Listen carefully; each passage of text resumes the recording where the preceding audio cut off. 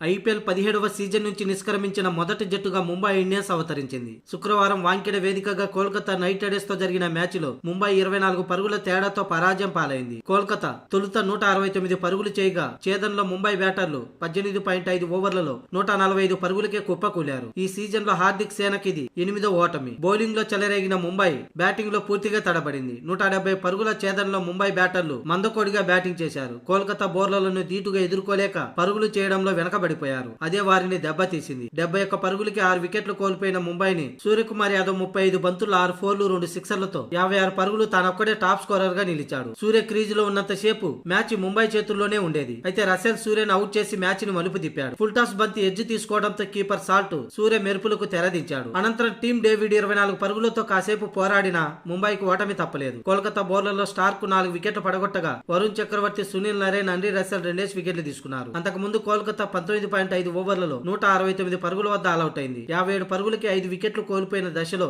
KKR ను వెంకటేష్ అయ్యర్ అలాగే మనీష్ పాండే గట్టెక్కించారు. అయ్యర్ 70 పరుగులు, మనీష్ పాండే 42 పరుగులతో వీరిద్దరు 6వ వికెట్ కు 86 పరుగుల భారీ భాగస్వామ్యం అందించారు. ముంబై బౌలర్లో బుమ్రా, తుషార 3 వికెట్లు పడగొట్టగా హార్దిక్ పాండే 2 వికెట్లు తీసుకున్నాడు. మొత్తంగా ఈ మ్యాచ్ గెలుపుతో 10 మ్యాచ్లకు గాను 7 విజయాలతో 14 పాయింట్లతో కేకేఆర్ జట్టు ప్లే ఆఫ్ కు మరింత దగ్గరైంది. ఇక ఈ ఓటమితో ముంబై ఇండియన్స్ ఇంటిదారి పట్టింది.